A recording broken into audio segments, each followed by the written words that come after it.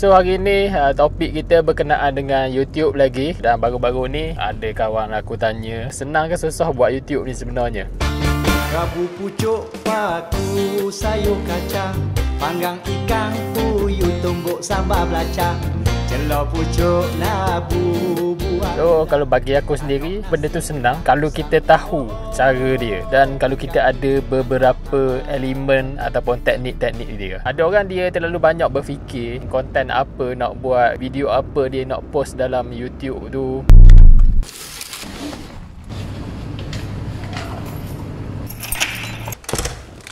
Masa berganti masa, hari berganti hari, tahun berganti tahun. Lepas tu, satu video pun dia tak buat. Sebab apa jadi gitu? Sebab yang pertamanya, dia duk fikir sangat pasal konten apa nak buat. Lepas tu, nak tunggu ada kamera dululah. Nak tunggu ada storyboard dulu, baru nak buat video. Buat konten YouTube ni, memanglah mudah.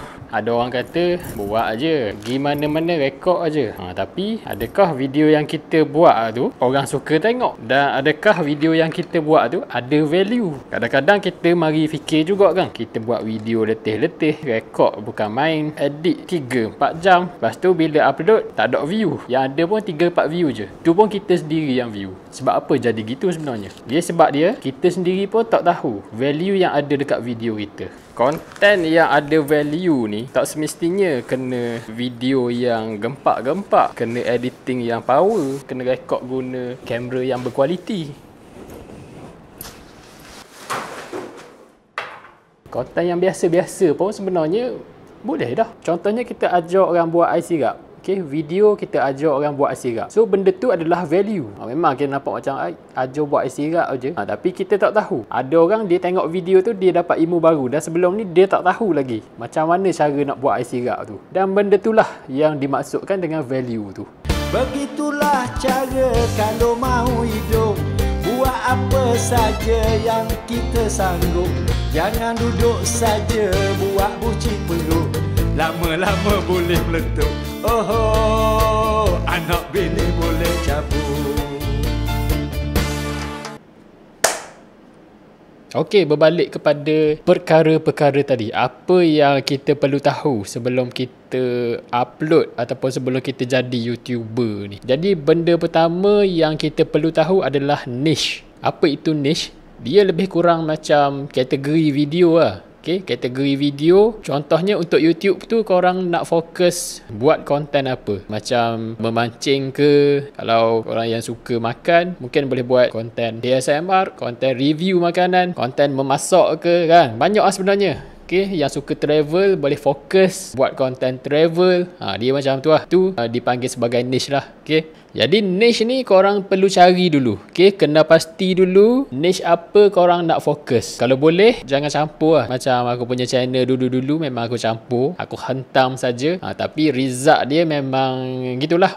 Orang kata shock sendiri. Tak ada siapa pun yang nak tengok video tu sebenarnya. Yalah sebab value pun tak ada. Kita pakai hentam je kan. Kita tak kaji benda tu. Lepas tu kita campur je. Kejap rekod video kucing lah, kejap kita rekod video suasana lah, lagu lah. Jadi campur sekali. Sebenarnya benda tu tak bagus lah. Tak bagus untuk channel YouTube kita. Mana kata kena betul-betul cari apa niche kita. Kita kena fokus satu niche je. Jadi yang kedua, bila kita dah jumpa, katakan korang dah jumpa video apa korang nak fokus, konten apa korang nak buat. Yang kedua adalah korang kena list, senaraikan video apa yang korang nak buat. Macam aku sendiri, setiap kali aku dapat je idea, aku terus tulis video tu. Aku terus macam letak tajuk terus dekat video tu. Biasanya aku akan guna apps Trello ke Trello. Gitulah. Maknanya aku akan senaraikan. Lepas tulis tajuk ataupun video apa nak buat, kena buat storyboard lah. Jadi storyboard ni bukanlah macam kita nak buat drama ke short film ke. Bukan. Dia cukup sekadar point je. Point untuk kita bercakap ataupun untuk video tu macam mana. Tulis gitu-gitu je. Barulah kita nampak rangka dia macam mana. Lepas tu bila dah ada niche dan bila dah tahu video apa kita nak buat ni, yang ketiga pula apa? Yang ketiga adalah kita kena tahu elemen yang ada dalam video tu. Macam mungkin sebelum Kalau ni kita pakai hentam je kan, buat video buat je. Sebenarnya dalam video ni dia ada elemen-elemen yang mana bila orang tengok video kita tu, orang tak skip. Macam video aku ni pun aku rasa ada juga orang yang skip tu. Tadi bukan main dah buat intro kan. Biarlah, abaikanlah video aku ni.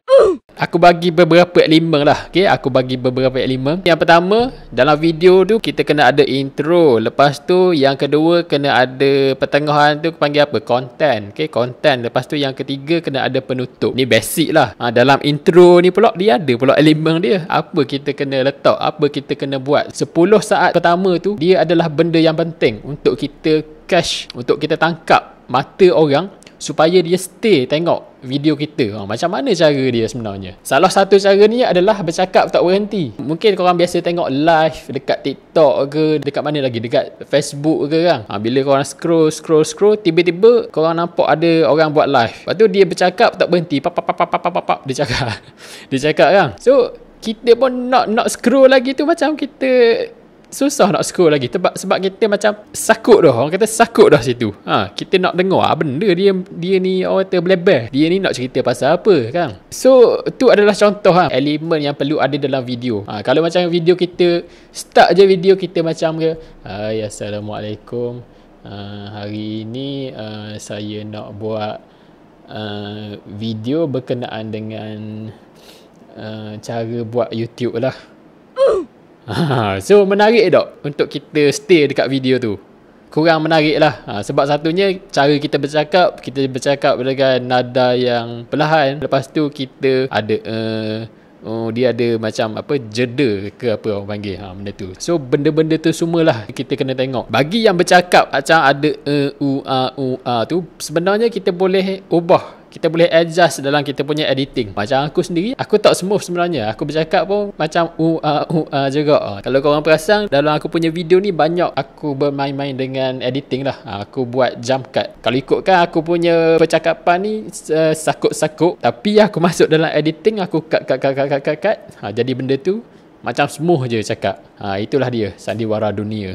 Contoh macam video aku ni, tadi aku buat intro daripada dalam kereta, pergi beli makanan, lepas tu buka pintu office, aku set up benda ni semua. Kalau macam sebelum ni, terus atas kursi, terus intro di sini. Tapi kita nak cuba twist mata orang. Kita bermain-main dengan angle, kita main-main dengan shot, apa ni semua kan. Sebenarnya dia lagi menarik berbanding dengan kalau aku set up terus dekat sini. Tapi letih sikit lah. Rasanya lepas ni tak buat dah kot gitu. Dan kalau boleh dekat video tu kena ada storyboard sikit lah. Macam aku sendiri dekat laptop ni sebenarnya aku tengok aku punya point dengan storyboard sebenarnya. So bila kita ada storyboard tu, kita ada point apa yang kita nak bercakap, dia lagi memudahkan kita. Sebenarnya lah. Kalau macam aku sendiri, kalau aku tak ada point, untuk recording ni saja biasanya akan lebih daripada 1 jam. Untuk video 5 ke 10 minit gitu je. Tapi aku punya recording tu memang lama lah, memang lama. Tapi bila ada point gini, kita just tengok, lepas tu barulah kita tahu apa kita nak bercakap dan kita tak lari daripada point yang kita nak bercakap tu. Sama juga macam dulu-dulu masa korang student kan, korang nak buat presentation, mesti kita ada point kan, tulis dekat kertas kecil tu. Kalau tak, duduk depan tu memang berat nanah. Jadi kalau ada point, storyboard ni semua, video kita pun akan nampak lebih teratur lah. Jadi apa-apa konten ataupun apa-apa video yang korang nak buat sebenarnya sama je. Okay, konsep dia kena ada lah elemen intro, elemen konten ni tengah-tengah kan, apa kita nak boh, tu ada apa penutup tu, benda tu kena ada lah. Tak kisahlah video apa-apa pun korang buat. Sebab ada YouTuber ni dia letak macam tagline dekat belakang kan, sebelum apa dia penutup tu dia ada macam patung lah apalah. So benda tu bila orang dengar tu orang akan ingat bila sebut tagline gini, ni channel ni, maknanya gitulah. Jadi aku tak ceritalah panjang sangat berkenaan dengan elemen ni. Kalau cerita panjang-panjang kan rasanya 2, 3, 4 jam juga ni. Jadi yang keempat, bila kita dah ada video, okay, kita dah buat satu video, apa step seterusnya, apa yang kita perlu tahu, apa elemen, apa perkara yang kita perlu tahu. Okay, yang keempat adalah setting dekat YouTube tu. Macam mana nak setting? Sebab ada orang dia just siap video dia upload je, tajuk apa benda semua dia hentam je. Sangat rugilah sebenarnya. Dekat setting ni ada benda yang agak penting yang korang kena buat. Okey, jadi yang pertama apa tu? Yang pertama adalah tajuk. Tajuk ni memang main peranan lah. Sama juga macam kita baca paper lah, surat khabar. Biasanya kita akan tengok tajuk dulu lah. Jarang lah bila kita buka paper kita tengok apa isi dia terus kan. Kita akan tengok tajuk besar dia dulu. Lepas tu tajuk kecil benda semua, baru kita baca dia punya artikel dulu. So sama juga konsep kita dekat YouTube ni. Kalau boleh tajuk tu main peranan penting lah. Okay, kena fikir sikit macam mana nak tarik untuk orang klik. Aku pernah dapatkan satu e-book ni daripada Hafiz Mansur yang bertajuk Rahsia Tarik View dengan Headline, aku rasa. Aku letak link dekat bawah kalau korang nak beli apa benda semua kan. So bagus, aku dah beli. Secara jujurnya memang aku sarankan lah kepada korang yang nak buat YouTube ni, korang kena dapatkan lah, korang kena ada e-book tu. Memang bagus sebab dia ada contoh, dia ada template siap. Yang kedua adalah keterangan. Keterangan ni yang bawah video tu lah, tu penting juga sebenarnya. Okay, apa kita nak tulis dalam tu? Kita tulislah berkenaan dengan video kita, tapi versi yang panjang sikit. Benda tu semua dia berkait dengan keyword juga sebenarnya. Contohnya kalau korang buat resepi lah, tajuk dia resepi sup tulang yang mengeluhkan lidah mak mertua. Tajuk resepi tu kan. Lepas tu yang bawah tu korang boleh letak sekali lagi tajuk resepi tu. Lepas tu bolehlah senaraikan orang kata dia punya bahan-bahan, dia punya cara macam mana nak masak tu secara detail. Penting untuk kita letak benda tu sebenarnya sebab dia melibatkan keyword untuk menaikkan lagi kita punya view ataupun ranking video kita tu dalam YouTube. Jadi seterusnya yang kita kena setting adalah dia punya tag. Okay, tag ataupun keyword. Benda ni agak penting lah. Dia punya maksimum 50 patah perkataan kalau tak salah. Kalau boleh letak semua yang berkaitan apa yang orang cari dekat YouTube tu, dia akan jumpa kita punya video. Kalau boleh keyword ni kena berkaitan lah dengan kita punya video. Janganlah pula kita buat video memasak, kita letak keyword nama artis lah, kita letak apa benda-benda yang viral lah. Kalau boleh letaklah berkenaan dengan kita punya video tu. Dan yang seterusnya adalah thumbnail. Okay, thumbnail ni apa benda? Thumbnail ni dia macam gambar features, gambar features ke apa. Sebelum orang tu buka video kita, dia nampak gambar thumbnail tu, thumbnail kita punya video lah. So benda tu kalau boleh kita kena buat design yang menarik lah, yang mampu menarik orang. Dalam bahasa graphic design ni orang panggil design eye catching lah. Bila orang tengok dia, wish, benda ni pop, dia akan klik.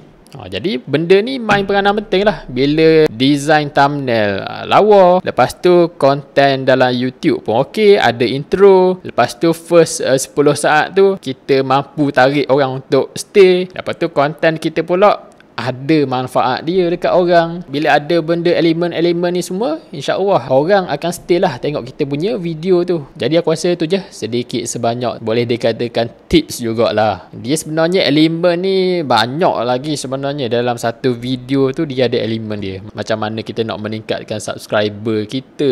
Banyak lagi sebenarnya, banyak lagi. Kalau nak cerita habis panjang lepas ke malam. Okey, jadi aku rasa aku berhenti sampai itu sahaja untuk konten kali ini. Dan kalau perasan kan, aku tak cerita berkenaan dengan equipment apa benda semua ni. Sebabnya bila bercerita berkenaan dengan equipment ni, memang benda tu penting. Okey, benda tu penting. Macam kamera ni memanglah kena ada kan. Kalau tak, macam mana kita nak buat video? Tapi equipment yang berkualiti bukanlah benda yang utama.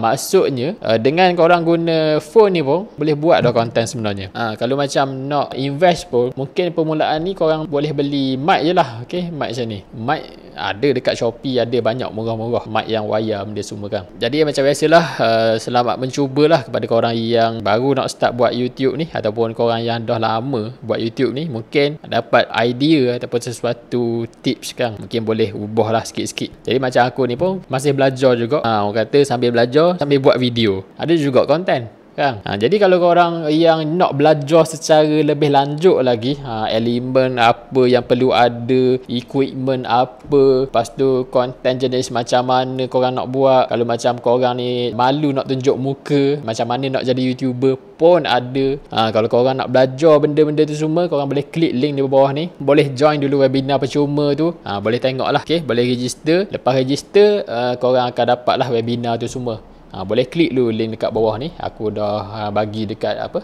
pin komen tu. Boleh tengok lah. Rugi kalau duk tengok.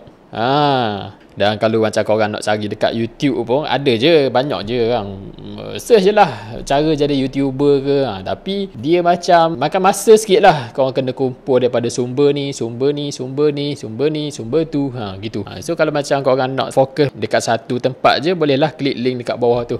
Dia memang ada A to Z lah. Jadi itu je untuk video kali ini. Dan macam biasa, kalau korang yang belum lagi subscribe ni, boleh subscribe dulu channel ni. Okay, dan kalau rasa video ni bermanfaat, boleh share dekat Facebook, dekat WhatsApp ke, dekat grup mana-mana ke. Okay, jadi sekian saja. Assalamualaikum.